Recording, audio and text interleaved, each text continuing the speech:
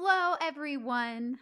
We are your hosts. I'm Basecamp. And I'm Yeti Legs. And this is our podcast, Yeti Walks into Basecamp. It's kind of a nifty little name, isn't it? Yeah. We hope you've been enjoying our episodes so far. Yes, it's really just been us. But today is a very special episode. We're going to be calling this our Fireside Chat episodes. Ooh, boy. And we'll have a slew of them coming up in the future. And expect them to usually be in 2 parts, because what they are is we basically interview people that we've met on the trail whenever we hiked the PCT in 2022. And these are just the long recounts of their story and our moments together on trail.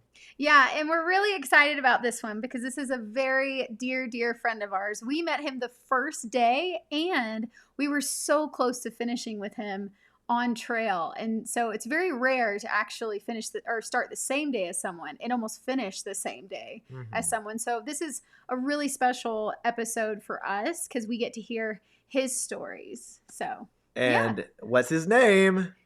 Deuces! So we hope you guys enjoy. This is going to be a 2-part series. So this is part 1.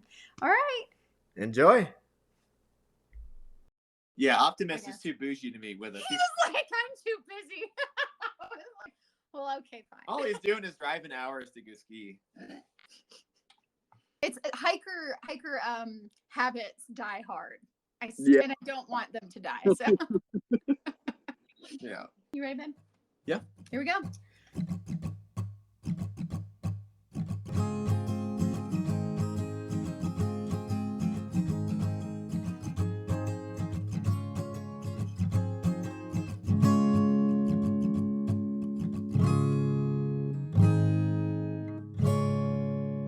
All right, welcome everyone to our very first campfire episode. This one is very special to us because this is one of the first people we ever met on trail. So we wanted it to be one of the first people that we actually had a podcast conversation with.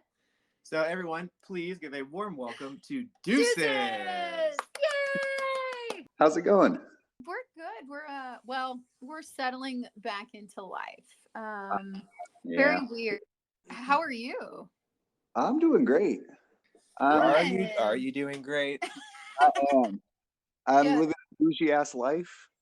I'm house sitting for these people for an extended period. I'm not quite sure how long. Depends on a number of factors. But I'm in like a super fucking nice house that I don't have to pay rent for. Ooh. Oh, lovely. Dude, okay, Deuces, you got the hookup. Apparently. And you're still back at work? Yeah.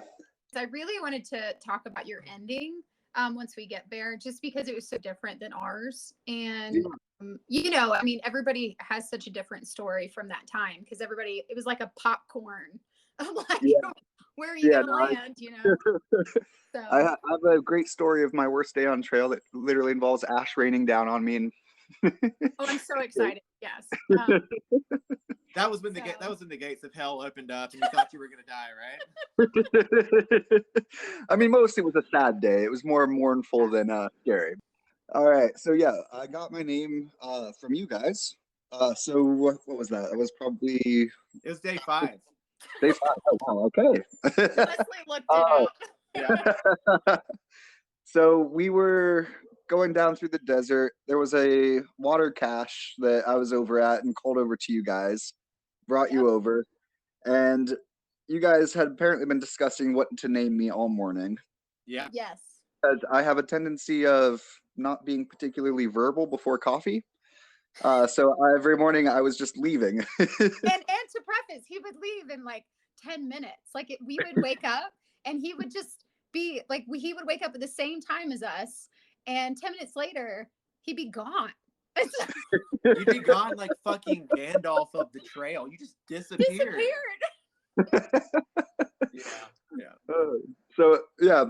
I called over and you guys, I think, gave me a choice. I could to be Deuces or Bye Felicia. Yes. I still like Bye Felicia. It's good. The only reason I did not pick that one is because I'm pretty sure everyone just call me Felicia. Yeah, No? you're probably right about that. Yeah. Or BIF or something. Yeah. Something stupid. Yes, and So then I knighted you that day. Yeah, you were knighted in Yeah. the heat of the day in the desert. The heat of the day. I got down on a knee and got knighted with a trekking pole. You Yeah. sure did. That's right. And that's when your knee was bothering you too. Oh yeah, I forgot about that. Yeah. Yeah. Yeah, it was like an ankle thing over my knee. Right. Wait, Deuces. Yeah. So we originally spelled it Deuces, right? And then you changed it in the So logbook.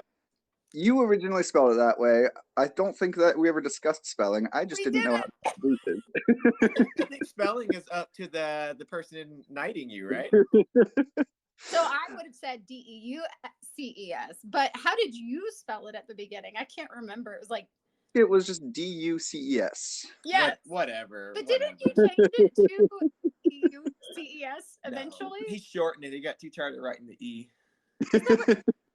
Yeah. Anyway. Oh my god. Anyways, Yeah. so your real name in the cotton world is Nathan. Nathan. But we will no longer say that name. And you said Nathan no longer existed. That is true. Yeah. After that day, I was Deuces. Okay, so we met you on our first day. The sun was setting. You were like in a grove of manzanitas, camping with Thomas, Oh, who yes, also that- hadn't been named. So at that Yeah. time, you were just Nathan and Thomas. How did you meet him? That is a good question. So I had a very specific goal for my first week. I did not want to do more than 10 miles the first day. Didn't want to do more than 15 on any day in the first week. Okay.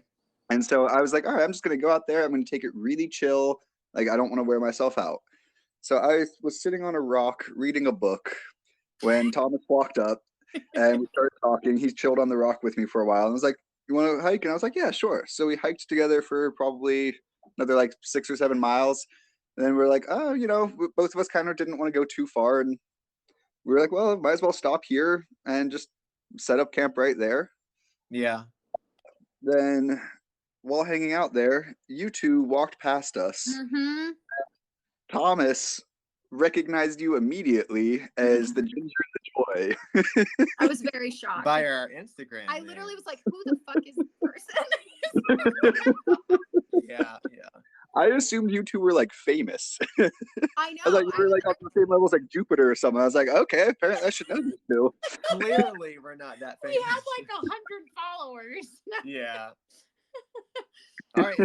So you camped with him that night, and the next day, I think you hiked by us first, and then Thomas followed. Yes, he was after, and then we saw you at Lake Marina, which was kind of all where we bonded or began to bond. Oh, yeah. That's where we can figure out how to get the water machine to work. Yes. Yes, which you as a viewer may have a funnier story of that because it was just ridiculous for me. It was dumb. Yeah, I think what was it? The machine was like 75 cents and it spit out a gallon of water and you had to sit there and deal with it while it happened. Yeah, and there was only a massive lake like 0.2 miles away. We could have filled it for free. Jeez. Yeah. But you know what? It's the walk, right? Even at that point, I don't want to walk the lake. Yeah. When it's not actually. No, you're right. I wasn't exactly on the way either, though. Yeah. Okay, so Deuces, we then camped at Boulder Oaks. That's where we really bonded. Yes. We had to convince you and Thomas to camp with us by offering you beer. Then we hiked in for you. You figured out how to bribe me really early. Yeah. Beer was like your it was kind of like your kryptonite. Yeah. And we'll talk. I feel like every time that we met you, you're either by water or drinking beer. Yes. Which is wonderful. But we connected that night at Boulder Oaks. And like this is the second night that you're out there, right, at Boulder Oaks? Mm-hmm. So like your second night, what are you thinking? Are you enjoying it? Are you like feeling the blisters or what's happening? Where's Deuce's brain? I was loving it on the second night. So that night we had fire, we had tables with benches. Few and far between. That was a bougie night, and even at that point I knew that was a bougie night. Yeah. That was phenomenal. I think that was the day we met Raccoon. Yeah, Leon. Oh, yes. Yeah, I forgot his real name. I know it's hard. We had to look all this up. Don't worry. Yeah, so we were all sitting around the fire having beer, and man, yeah, we really do need to get Thomas here for this part of the story. But we had to get out of that campsite early because of The horny toad. The horny toad mating season. Oh my What God. in the world? Yeah, so yeah, we were there the day before they shut down that campsite because of the frog mating season. It was, I mean, we hit it at the perfect time. Like, I feel like that was our whole, like, all of the people we all hiked with throughout, we would always just seem to hit things at the right time, I feel like. Yeah, we got insanely lucky on a lot of that stuff.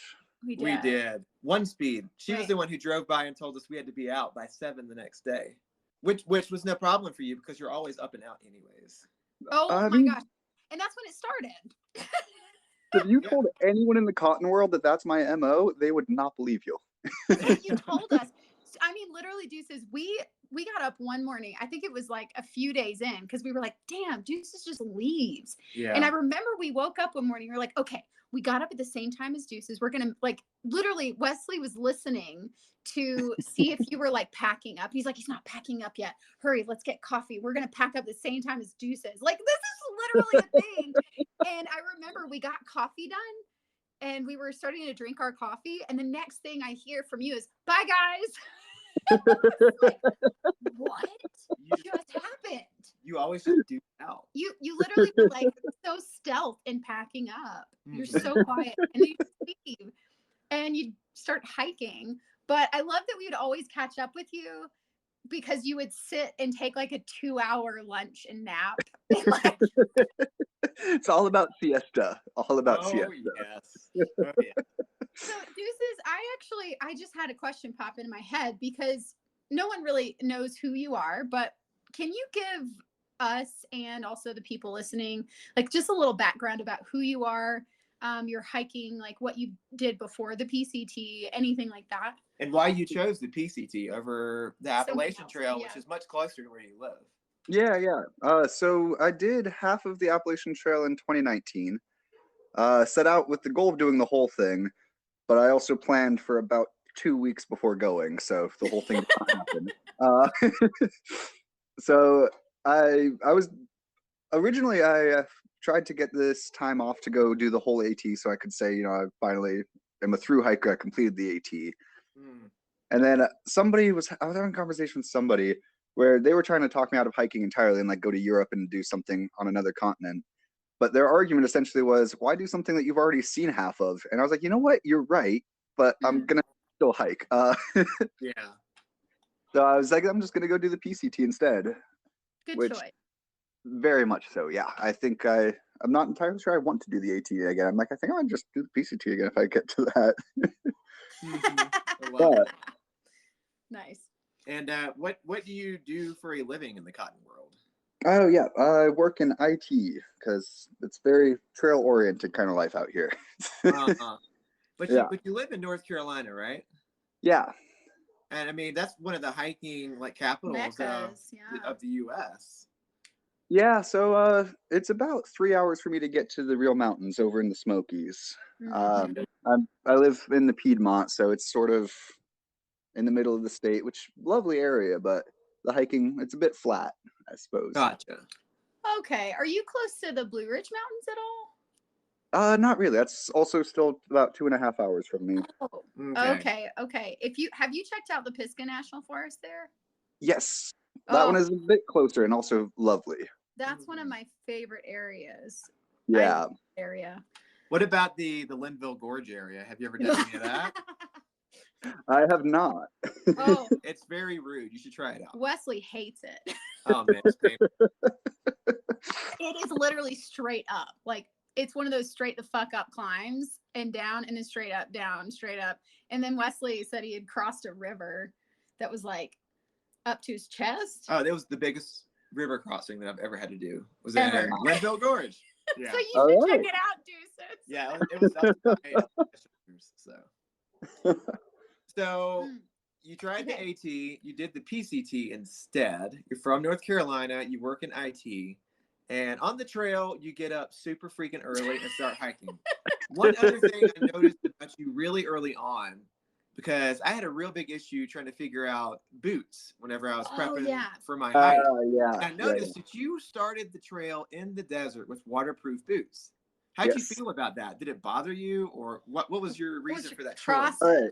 So I did it for the same reason everybody always starts with boots. When I was hiking on the AT, I managed to pretty severely mess up one of my ankles, and I wanted support. I also am well aware of people's feelings on waterproof shoes, and I knew from the beginning I was not going to go waterproof once I hit snow. But in the desert, that sounds perfect. You're not going to hit a lot of water, and so when I do, I want my feet dry. I do stand by the waterproof shoes through the desert. I do not stand by the boots anymore. Okay, tell us your process of that as you were hiking. Yeah, so once I got to the Sierras, I switched out the waterproof boots for Hoka Speed Goat 5 mid tops, which are sort of a cross between a boot and a running shoe. Yeah, you did. Has a lot of cushion. It was fantastic. I love those shoes. That's awesome.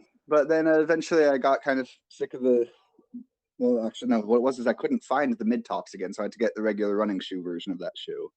Okay. Which worked fine for me for quite a while, until literally the last day of Oregon going into Cascade Locks, when I twisted my other ankle, the good ankle, and twisted it really badly, hiked 15 miles out on it, and had to take about a week off of the trail. But during that time, I went and I saw an ankle doctor, which is a thing that exists. And he set me up with some ankle braces called ASO braces. And I will swear by these things until I die. I will never go hiking without them again. If you want ankle support, get braces and wear running shoes. Because wait a minute. Braces like as in ankle, they're ankle braces? Like, so they're the kind of things you get like CVS for your ankle, but like a little bit more hardcore. So you have to lace them up and like put them on, but they fit between your sock and your shoe. And they only let you go on your foot and up your ankle. Yeah, exactly. So they only let you move your ankle sort of forward and backwards with very limited side to side mobility. Okay. And they are phenomenal. Like, I have terrible ankles. I do not hurt them when I'm wearing them. Did you find that the braces kind of rubbed your feet or caused blisters? No, not really. I think they take maybe 100 miles off the life of your shoes because they do some damage to the shoe. Oh, okay. But that's really valuable information. I've never thought about that. So if you have weak ankles already, starting with braces with your shoes actually will be probably gold. Yeah, exactly. Like way better than boots for ankle support. Did you use any custom insoles too, or just what came with the shoes? Just what came with the shoes, but I always go for the Hokas, which are, the squishiest shoes on the planet. Oh my God, there's so much cushion on they're like walking out. Yeah. But I just remember because I remember you had a bad ankle. That's what took you out on the AT. It was that ankle. And you hurt it pretty severely on the AT. And then I remember when you were coming into the PCT, were you nervous about hurting that one again? Or did it like get stronger as you hiked? That's a good question. I was definitely nervous about hurting it again. I don't know if it got stronger as I hiked. Okay. I think in a sense, yes, but also you're constantly putting it under stress that I don't think is actually good for it. Yeah. Okay. And because I remember, I think when we were a group text in Washington or Cascades, like in Oregon, I think you had said you hurt your ankle. You tell us how you hurt your ankle. Didn't you fall into a big hole? Something happened. Yeah.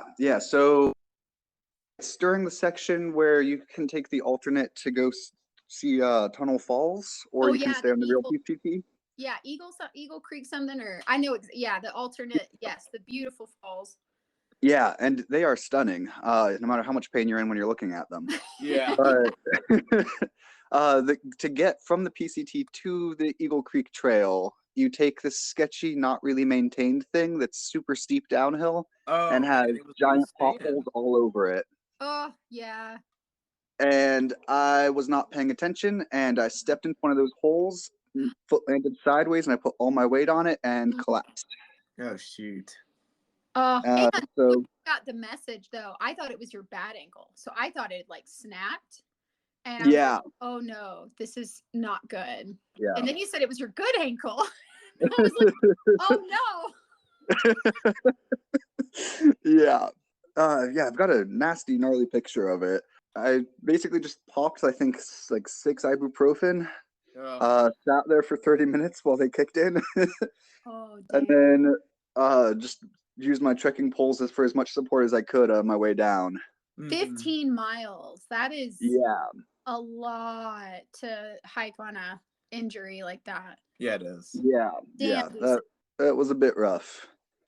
I do want to go back to, sorry. No, I was going to say, I think it would be great if you could send us a link to those braces if it's something you can get over the counter.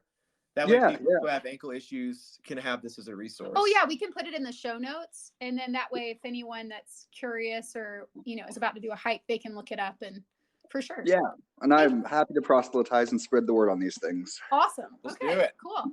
I do want to go back to the boots because as everyone knows, boots and running shoes are such a debate on the trail. I want you to talk about why, what was it about boots that you were like, I can't do this anymore? Or what was that process like for you? So really, it was kind of an accident. I really liked the boots in the desert. I wear boots in real life. That's my day-to-day shoe. Okay. Really, the reason I ended up going away from the boots is because I couldn't find any that weren't waterproof, and I didn't want to be in the snow with waterproof boots. Is the reason for that because you wanted your shoes to dry at night or dry the day? Okay. Yeah. I did not want to have my feet in there where the water was never going to evaporate. And people would argue against that and say that you should go into the snow with waterproof. That way your shoes don't get soaked. What would you say to people who argue against you on that? I'd say they've never post-holed. Or tried to jump into a post hole. Oh my God, yeah. Oh my God. So coming back to the beginning, the first 2 days, we saw you on and off. The third day, we're heading into Mount Laguna. Would you please tell everybody about our Mount Laguna experience? Oh my gosh, yes, please. Oh yes, okay. There we go. Thank you.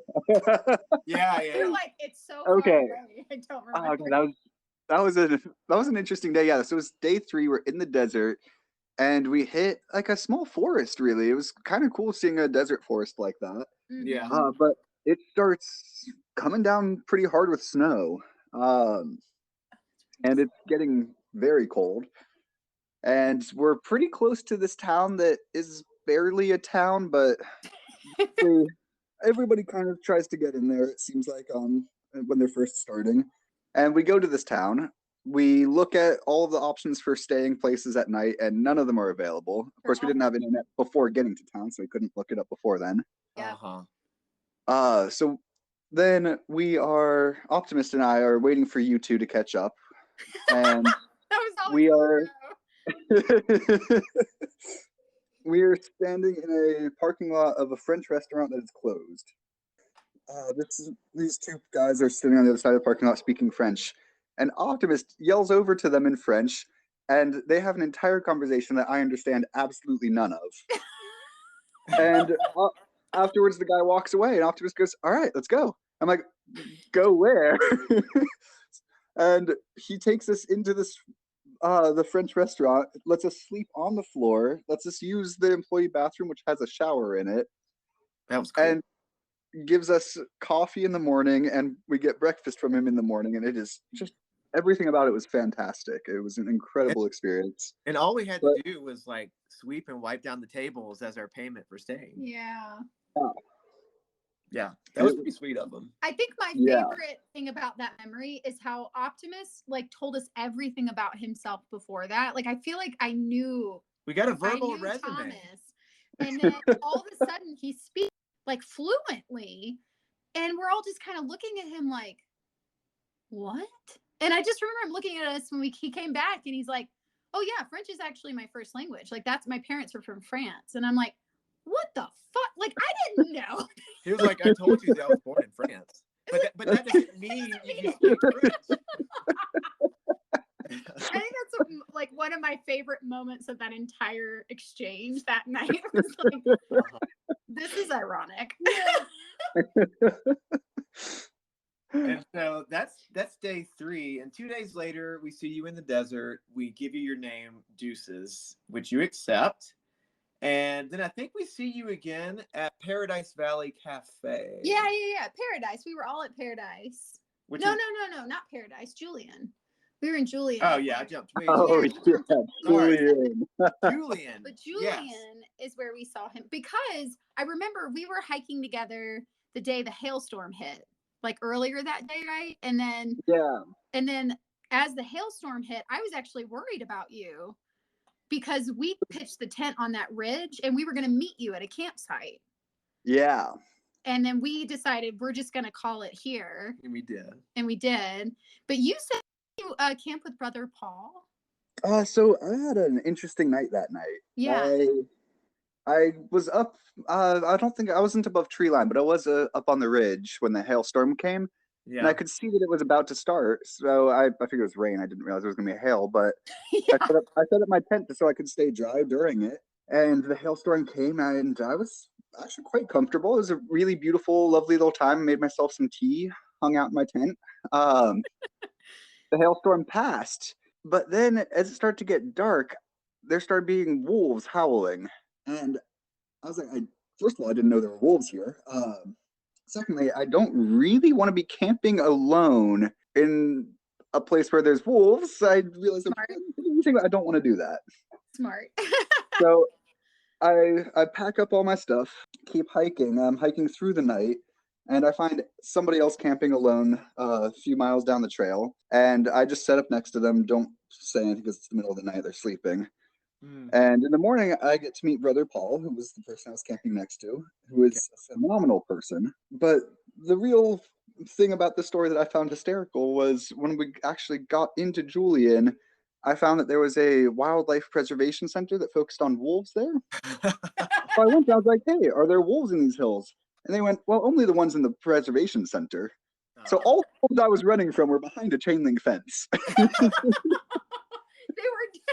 They were completely helpless to you, but you could hear them.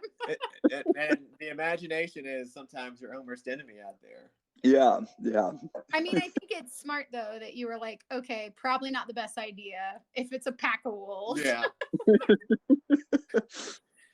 I think it's a good call. You don't know. This is what we were talking about in our last podcast, is you have to assess situations, because the environment, you can't control the environment, but you can like control what you're going to do about it. And like you have to problem solve always. And yeah. So you problem solved. You did. Yeah. I like that. I appreciate it. Yeah. Also, Deuces, in honor of you, I am drinking a beer at 12:30 in the middle of the day. I respect that. Yeah. Just for you. Just for you. And speaking of beer, I'm just having coffee so far, but maybe by the end of the conversation. I'm joining you with coffee. But speaking of beer, in Julian, we go to one of the breweries. It's called Nickel Brewing. It's like on the outside of town, and that's where you name Marie. What was your reasoning for coming up with the name Basecamp? I think the reasoning was basically just that so far Marie had been the person. That feels weird calling you Marie. So far, Basecamp had been the person that had kind of been the one that was like giving everyone advice on how we should be approaching things, like what we should be doing for various conditions. And I think you two were the only ones on any mountaineering experience. So we've been talking a lot about the Sierras and how to get set up for that. Yeah. And so these kind of just seemed like, the base camp. The base camp of the base camp. It did stay. It did also help that you guys had the heaviest packs of anybody I have ever met. Oh my God. What was your base weight when you started? We truly don't know, but I'm pretty sure I was carrying 45 pounds with food. So, base camp also, you had all the extra gear. We did we had a tent. We had some bougie stuff. We did at the beginning. But hey, we shaved that weight, Deuces. By Sierra, like, fuck this shit. I was like, I'm getting rid of everything. Yeah. I think I had like a you guys got a 25 lot faster after that. We did. Yeah. We did. I think I had a 25-pound pack after the Sierras with food. I was like, I can't do this. I feel like every time we talked about our tent, Optimist would like increase the capacity of it. Oh my God. We got to several hundred people fitting in a 3-person tent at some point. Yeah. Yeah. And yeah, Julian was A lot of fun. That's where I got to celebrate my birthday. And we all celebrated it at the brewery. Yeah. And then you guys got an Airbnb so that you could have a little privacy and some time. And then Optimist and I decided that you didn't deserve privacy. So we ended up camping in your backyard of the Airbnb. Yes, because there was no room available anywhere. And so we did ask the owners, because you're like, hey, would it be possible if we could pitch our tent? Because there was a huge yard. But there was also a really nice deck out there y'all could have cowboy camped on. Well, true. It didn't even occur to me at that point that cowboy camping was an option.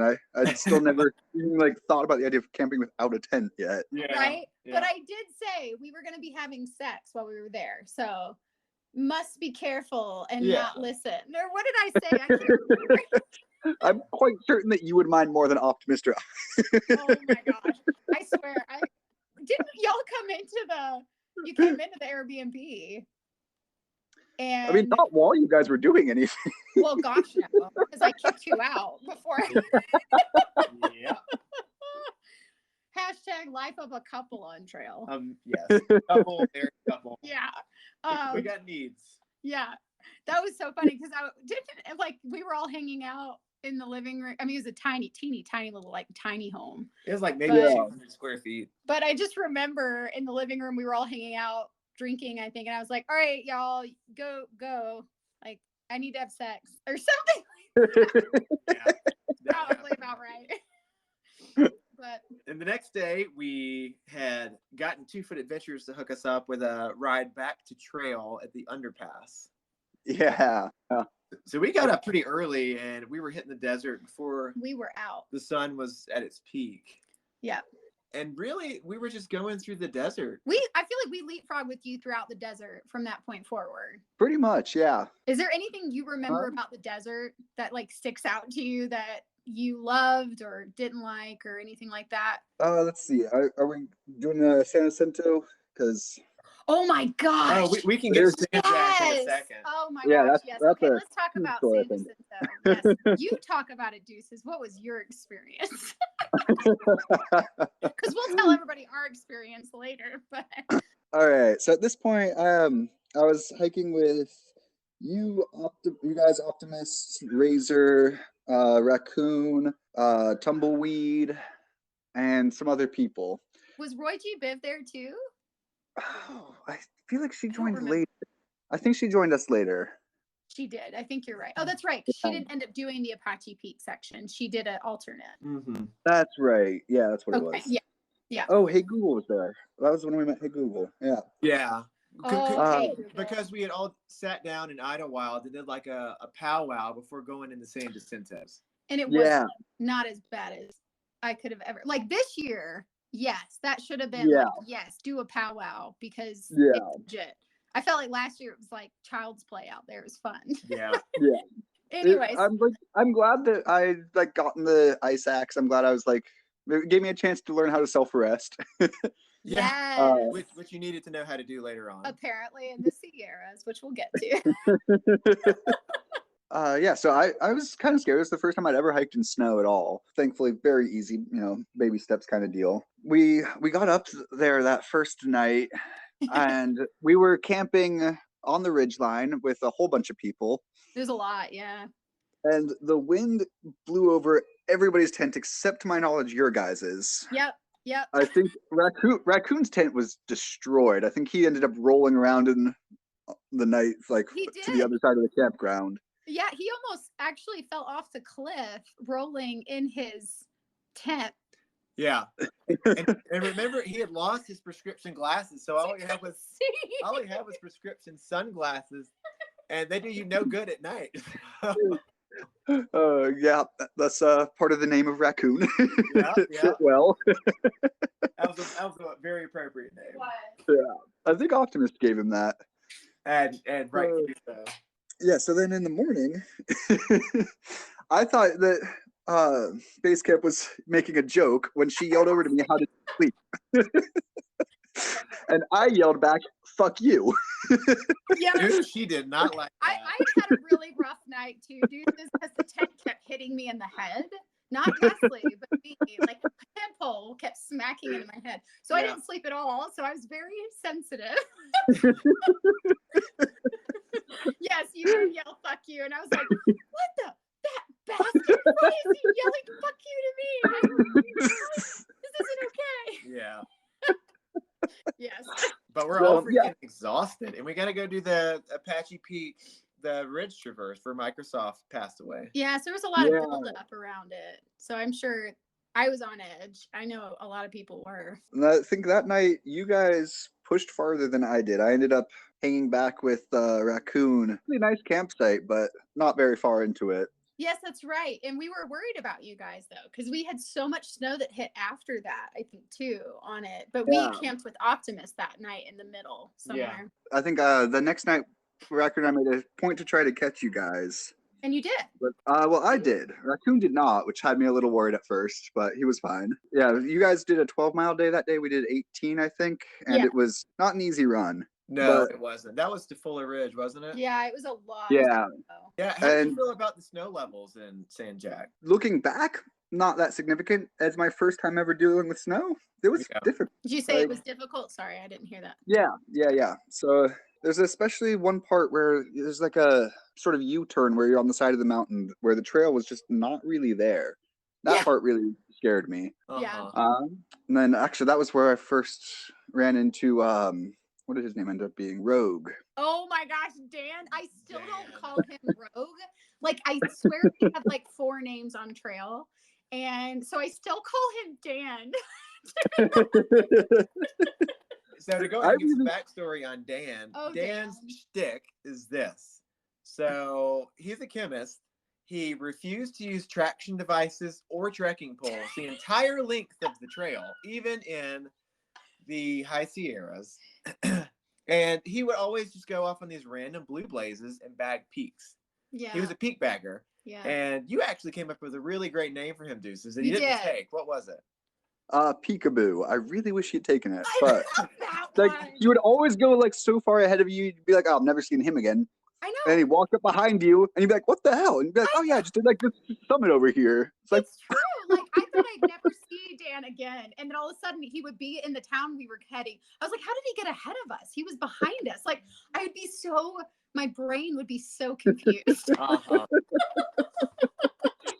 Yes, but we did meet. And then did you meet Jedi and Cuppa? Because we met Jedi and Cuppa in that time too. No, I didn't meet them until Kennedy Meadow South. So Jedi and Cuppa, we met after you stayed back with Razor. Oh yeah. So, well, that night when he camped with Raccoon, though, do you remember we were going through with Optimus, and then all of a sudden these people, these 4 guys, are behind us, and they're laughing, plowing through the snow, and laughing, and all we see is this burly, blonde-haired man, Jedi, who is post-holing up to his waist because his pack is so heavy, and then Cuppa is right behind him, and they're passing us. And we just see Jedi constantly post-holing, and Cuppa turns and looks at us and goes, "Mate, it's so fucking funny. He's just so heavy. He keeps going through the snow."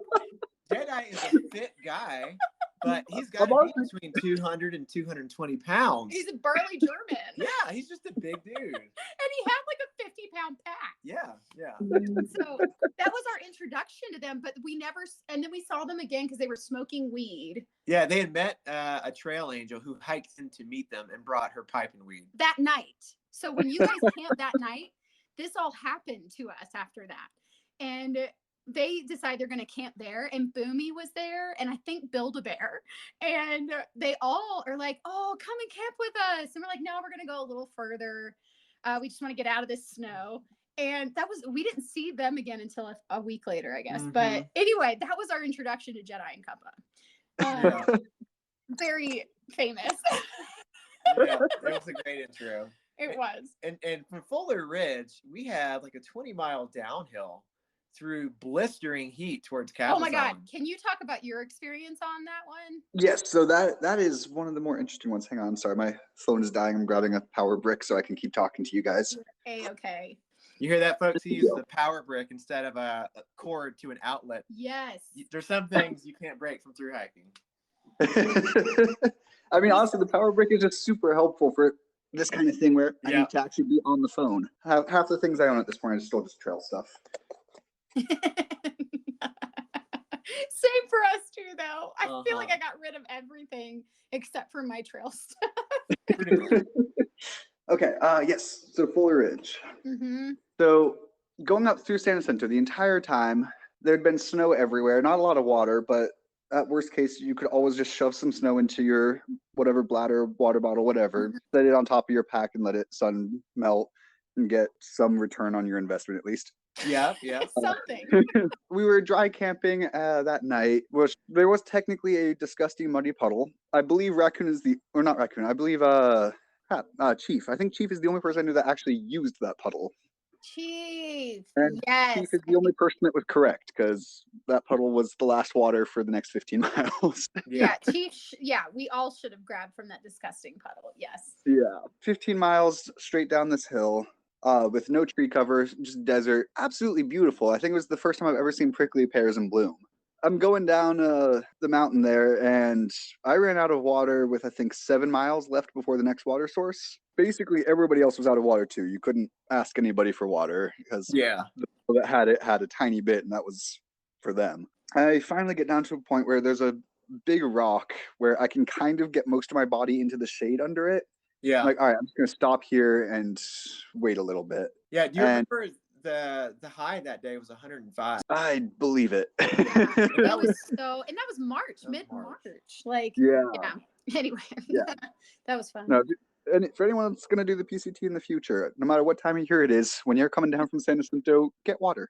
Yeah. Yes, just get water because it's going to be hot. But I'm sitting under this rock 2 miles from the water source, straight downhill to the water, when Chief starts jogging back up the mountain and passes me and hands me a water bottle. He has like 10 water bottles with him. He's just jogging up the mountain, handing out water bottles to people. Chief.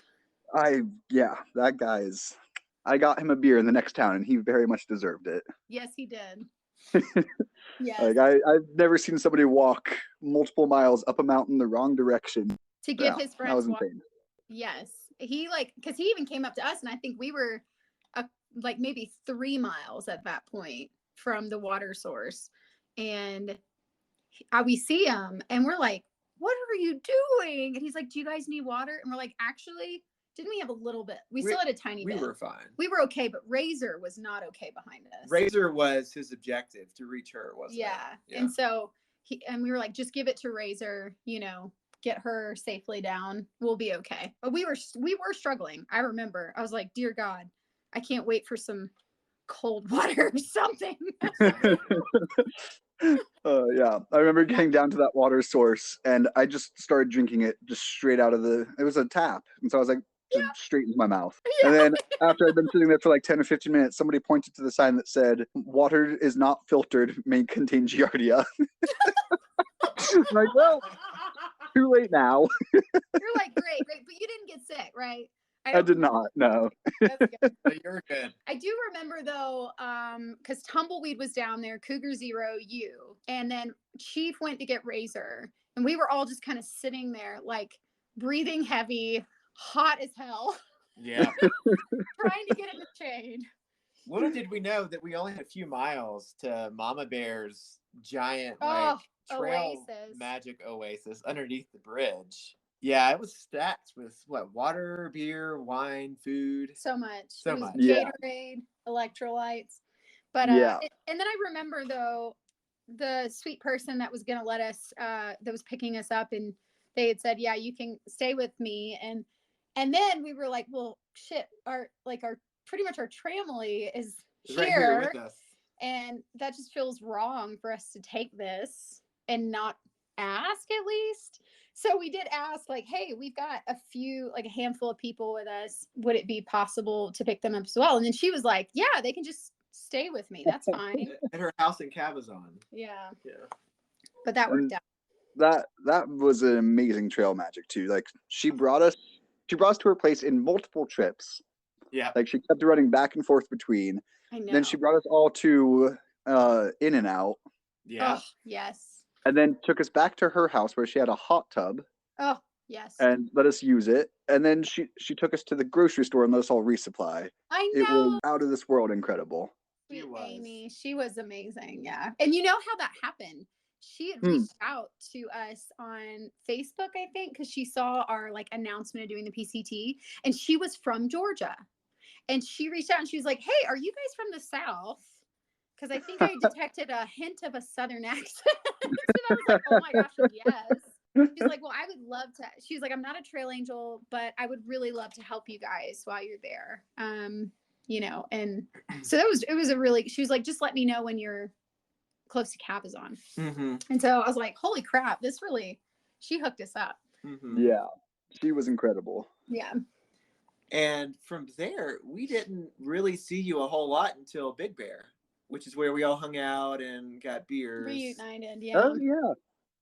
Yeah, I think you actually chose the place. What was it called? Social or something? Yeah. So I remember I was trying to find like a good spot for us all to meet, and I stopped at the first place. I was like, "Oh, this is perfect. Like, let's just do this one." And then I looked at the menu, and the beers were all like $12. And I was like, "Oh, let's not do this one." Yeah. Big Bear was expensive. Yeah, it was. It was. Ooh. That And was a nice. Talk about this before we go further. At this point, did you have a tramily, or who did you consider tramily? Because this is like a really touchy subject for me. I mean, so okay, I feel like I had a huge tramily that whittled down as time went on, and at no point was it ever it was never like a we're hiking together, we're camping together kind of deal. You guys are absolutely tramily, even if I like to make the joke. Can you tell everybody what the joke is that you continually said? It was really funny. Yeah. Honestly, I'm not even going to remember it properly right now. No, you just said we were tramily, not tramily. It was something like, okay. This is our tramily, not tramily, fake tramily. Yeah. We just camped together on accident a lot. We just run into each other all the time. It's true. I think Sierras we really did start doing it intentionally together a lot. Yeah, I feel like in the Sierras we did more until we lost you. Yeah, at Glen Pass. Yeah, which we will talk about, but let's continue anyway. But then your tramily kind of like you said, you whittled it down as you went on. Well, yeah. So it wasn't so much I whittled it down; it was just the trail whittled it down. Good point. So breaks, go into LA and stuff like that. Yeah. And because we didn't see you, we finally ran back into you at Belden, right? Well, so in SoCal, we would see Deuces in town, but we would never really see him on trail. So we would see you in Big Bear. I think we saw you at Cajon Pass. Deuces, were you really hiking the trail, or were you just jumping cars? No, I'm kidding. I mean, we had Yellow Blaze the whole thing. Wrightwood. Oh my God, we had lots of beers in Wrightwood. So from Big Bear to what is it? The LA Aqueduct in Hikertown. What were you doing like during that period? I really never saw you in town drinking beer. So what happened between until the Hikertown, LA Aqueduct? I think at that point I was starting to try to do the various challenges a lot. I did my first couple of marathons in that section. Yeah, you did. For anyone who doesn't know what a marathon is 26 miles, which 26 back to back to back is a lot. That was a good section for that. Fairly flat, fairly easy. Yeah. The actual one where you get to Hikertown, then I tried to do what's called the Tehachapi Challenge. I got to Hikertown, I think, at like maybe 1 p.m. Went to the store that you always go to when you go to Hikertown. Paid way too much for some food. Yeah. And then I went to bed at 5 o'clock after trying to talk Chief into doing the Tehachapi Challenge with me, which he kept insisting he was not going to do. So then I got up at midnight and Chief also got up at midnight and was like, all right, let's do it. So Chief, I think, had slept maybe 2 hours. I'd slept like 7. God. And can you explain the Tehachapi challenge for those? Yes. So the goal is to get from Hikertown to Tehachapi in 24 hours. So it's sort of a 24-hour challenge, but it's more specific. And basically, you get on the aqueduct, then you just barrel straight as far as you can and try to get to Tehachapi, which is 50 miles away. I was going to say, the biggest hurdle about this is that you're hiking through the second largest wind farm on the planet through the Mojave Slopes. Was that a challenge for you on your Tehachapi challenge? The wind was difficult. So yeah, sleep deprivation and wind don't mix as well as you might think. So yeah, I the first probably 20 miles were really not a difficulty at all. Like planned them out pretty well, and that's mostly along the aqueduct, so it's flat. At most it got boring. Yeah. But then after that, we had to climb up a mountain where there was somehow a water cache that I have no idea how it was maintained up there. And then from that point on, it's wind farm until you get to Tehachapi. Yeah. Oh my God, the wind. Like it got to the point where I was probably hiking at a 45-degree angle just so that the wind wouldn't blow me over. Yes, I felt the same way, Deuces, there. I thought it was going to literally blow me off the side of the mountain. I was like... Right? It was rough. And I was exhausted and angry and having a terrible time. Yeah. I mean, as one should, if they've got no sleep, barely food, and the wind is knocking them off the mountain. There came a point where I just sat down. I was like, I think I'm having calorie deprivation. And so I took a tortilla and then I put a tortilla on it and then I rolled it up and I shoved it in my mouth. Well done. And now, what I did not have the energy to put things in it. Yeah. What time was that in the challenge? So that was, I think there was like 8 miles left to Tehachapi, so I think that was probably around 6 p.m. Dang. And I've been hiking since midnight. Man, that's a hard one. And then so then I finally get to this point where it's all downhill. You can see the bridge of the highway that you're used to hitch into Tehachapi. Yes. Yeah. And it's right there. You're so close. The beauty. And then it is switchbacks that never go downhill. Yeah. Like, you go down like an inch a mile. And it's infuriating. It was brutally windy, extremely cold. I just wanted to be there.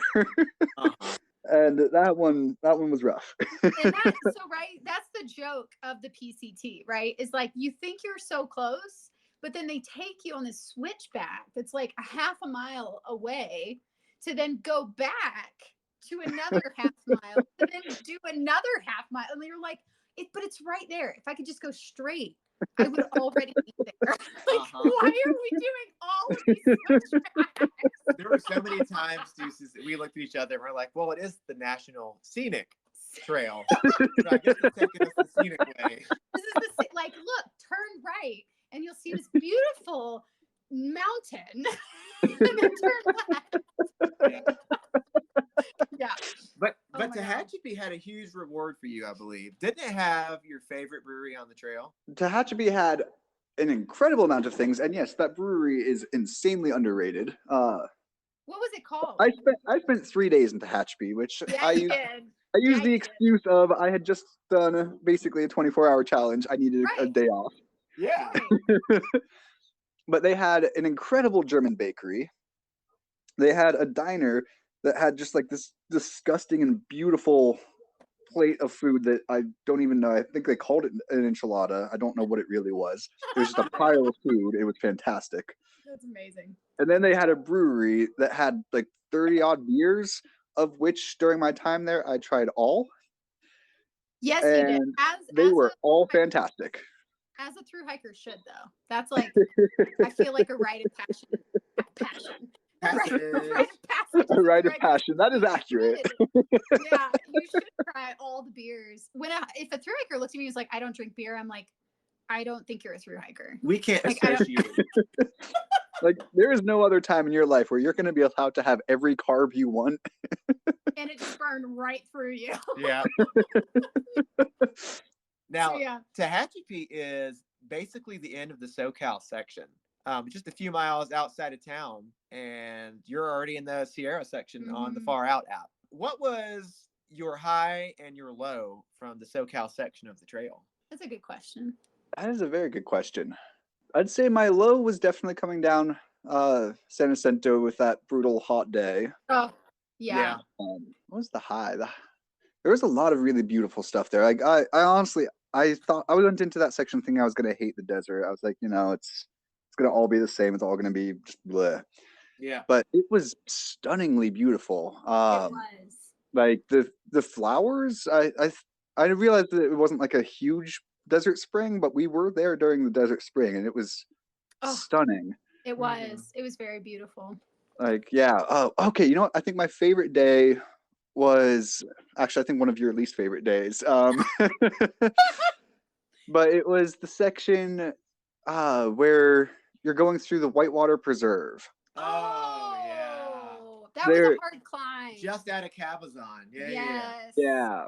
So going down into that valley, all of the hills were just covered in poppy. It was beautiful. And then going up the hill, it was sort of the sandy mess of shrubbery and just uphill where you could not follow the trail at all. And I personally just stopped trying to follow the trail. I was like, well, I keep crossing this river according to the map, so I'm just going to stay next to the river and I will find the trail occasionally. Oh my gosh, wait, yeah, was that the section where like we had to follow the cairns to get through and try to figure out where in the world we were? Yes. And everybody I've talked to had a terrible day that day except me. I had a blast. Good job, Deuces. Or San Gorgonio. Was that San Gorgonio? I don't remember. I do remember that section though, because it's like, where am I? And then you're trying to figure out, do I go right or left? And then you see a cairn, and then you're like, wait, but there's no trail. Yeah. Where's the next cairn? It was like playing a game. Yes. Oh my God, yes. So, Thomas, Optimus Prime, Optimus, and you both had boa shorts, and you wanted me to get a third pair of boa shorts so that we could all be like a theme. What was the theme? All right, so Optimist and I were, what was that? That was, I think, in Wrightwood. We were at a bar together, had a few beers. I think there might be a trend in this story. That we do things after we drink. Is that what? That's the common theme. Yeah. So yeah, we both decided to get some ridiculous boa running shorts and get them shipped up ahead to Acton. He got ones that had cheese, like little cheese print all over it. Because he loved cheese. And yeah. I got bright yellow ones with red chili peppers on them. And then we wanted Yeti to get ones that had fries all over them so that we could do chili cheese fries. But Basecamp is against Yeti wearing 4-inch inseam shorts, apparently. Oh no! Which I don't understand. I think you're just trying to. I think you're just not wanting to share those massive, lovely legs with the world. But that's fine. No, they were not 4-inch. They were 2-inch. Okay, they are not. They're at least 3. Maybe. Yeah. But like he was already wearing short shorts, and everybody would check him out all the time and mention his legs, like men, women, like anything in between, marmots, like anyone's checking Wesley's legs out. Yeah. And then you guys are like, yeah, but they're like, a little bit shorter than what he has now. And I'm like, do you understand what you were asking? Like if they get any shorter, he's gonna have a Speedo on. The funny thing is, Deuces, is that by Crater Lake, I got a pair of 2-inch He did inseam chicken legs, so it didn't even matter. Yeah. I know. So we need to. So yes, you can. I mean, you can get the fries now. I don't care, right? We gotta all be on the same trail for it to work, though. Yeah. That's true. I'll also say, Deuces, we definitely consider you one of our core tramily. Yeah. You actually named both of us. Yeah. And you guys named me. at Montezuma Market. Which, can you actually, we're already ahead of that story, but can you tell the story of his name? Of Yeti's name?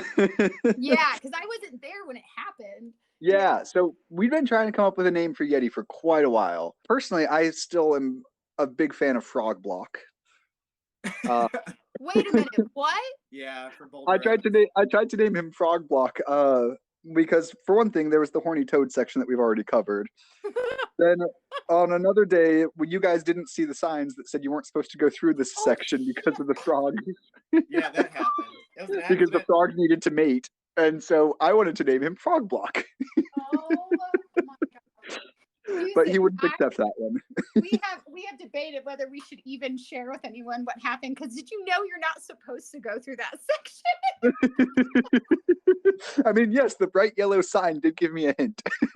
Man, that was one of the hardest sections we did, aside from Bishop Pass. By the way, there was no trail, and there was a rock slide that we had to literally walk on. Like, there was no trail. It was completely unmaintained. We were hauling ourselves over massive trees like the ones in Washington. Like, it was so dumb. And I was like, why did we do this? Yeah, that section might be the closest I got to cheating. I think there's a good argument that I cheated. Is it because of the road walk? Why? Yes, because during the road walk, there's a section where you're supposed to get back onto the trail. And Optimus and I didn't notice it, but we also weren't really looking. You just kept walking on the road. Yeah. So we ended up skipping, I think, 5 miles that everybody else had a really hard time with. It was a continuous footpath. Yeah, it was a continuous footpath. There you go. Whatever. Yeah, no. yeah. So you named me in a Montezuma Market. Oh, So, yes. So yeah, we also were playing with a bunch of ones about your legs because, you know, as we just covered, you have pretty impressive legs. He does. Thank you. Very defined. Then there was a day where we were all at the Montezuma Cafe, which has a gigantic Yeti statue out front. And Wesley went over and decided to take a silly picture where he was feeling up the Yeti's butt. And I don't remember who took the picture. I think Optimus maybe took the picture, but it ended up being this beautiful picture where the lighting was just like stunning and like it looks like something like a romance era painting, except it's a picture of Yeti grabbing a Yeti's butt. Yeah. And didn't you all kind of all of a sudden have like this, oh my gosh, Yeti legs moment? Like, yes, it worked beautifully, especially because you're, you know, pretty pale person, so the Yeti part, yeah, excellent. Oh man, and it was born, and you knighted him in front of the Yeti. Yeah, I did. I find it funny that we always knighted with different items. Like, we knighted you with a trekking pole, you knighted Basecamp with a hot poker from the fireplace, and then you knighted me with your ice axe. Which was so appropriate. Yeah. And then later in Wrightwood, I remember knighting Optimist. We had named him like the second day, but we never officially knighted him. I knighted him with an umbrella. Yeah. Also, I love the knighting ceremony. I've never met anyone else that did the knighting ceremonies. I think it's so fun. It's like it really is. It really, I think if anyone's listening to this and they're going to do a trail and you haven't gotten a trail name, you need to start the knighting idea because it's awesome. It is. So moving on to Kennedy Meadow South. Well, I think we should ask what happened between Tehachapi to Kennedy South, because we didn't see you in that stretch. We finally met back up with you in Kennedy Meadow South. Yeah. Yeah. Honestly, that stretch was nothing special for me. Yeah. It was not my favorite stretch. Nothing really major happened. I started listening to podcasts and music during that section because I was just kind of bored of it. Yeah. Like I like to start my trails like I try not to listen to music and podcasts at the beginning because I know I'm going to need it as a crutch later. So that was really where I started doing it. Thank you, Deuces, for saying that, because sometimes we have gotten on social media, like at one point, Wesley had his headphones in at the 100 mile marker, and we had done a video of it and posted it, and some guy commented on it and was like, enjoy nature, get your effing headphones out of your ears and listen to the birds or something like that. And I almost like wait, you guys hiked 2,700 miles, right? Probably. Did you see any nature at all? Oh no, we never saw nature. Oh my gosh. Ever. I mean, we really looked for it. All we saw were people all the time and cars. That's it. And a lot of buildings with coffee and grocery stores. I don't know about you, but for all 2,700 miles, I was staring at my feet. Like, actually, okay, I am a foot starer, so that one does kind of break through. Like, actually, that's kind of accurate. I did stare at my feet a lot. Yeah. Especially when I was so scared I was going to fall off a ledge or trip. Yeah. Anyway, okay. So then Kenny Meadow South, we finally reunite again. Like, I literally feel like our relationship with you was we would miss you and not see you. And then we'd all of a sudden reunite and we'd start out together. And then somehow something would happen and we wouldn't see you for a week again. And then we would reunite again. Yeah. Long-term leapfrogging. It was a long-term leapfrog. But Kenny Meadow South was a lot of fun. It's like a giant party. It was fun. Hang on one second. Before we go there, I'm going to go pee. I'll be right back. I got to go pee too. Hey, you so know what, Deuces? out. Let's take a break. I'm going to send you another link. So we'll Sounds good. Okay. All right, yeah. Okay, bye. That's perfect. I didn't know he was going to say that, but that was really funny. Pee breaks are the best. I was trying to hold back my laughter. Sorry, Deuces, that we kept that in there, but we were trying to transition to a I think it's continued. To be continued. So you guys, hang on to your chairs or your walks or Or whatever. your porcelain thrones. And because that's our end of our part 1 of part 2 series with Deuces. Deuces. Thanks for listening to our fireside chat with him. Yes. And expect the second half to come up very soon. Well, everyone, we hope you're enjoying our podcast. Yeti Walks into Basecamp. We're your hosts. I'm Basecamp. and I'm Yeti Legs. If you enjoy this podcast, please let us know in the comments below. Or you can also shoot us an email to our podcast, yetiwalksintobasecamp@gmail.com. So it's just the name of our podcast, all together, all lowercase. We look forward to hearing from you. And if you do enjoy our episodes, please be sure to like and subscribe. And if there are any pertinent links or other information that you're interested in from the episode, just find that in the show notes below. Yes, and so I also wanted to give a shout out and a thank you to Ryan G for our intro and Bradley Black for our outro. Thanks, guys. Thank you. And as we like to say in the hiking community, Happy trails.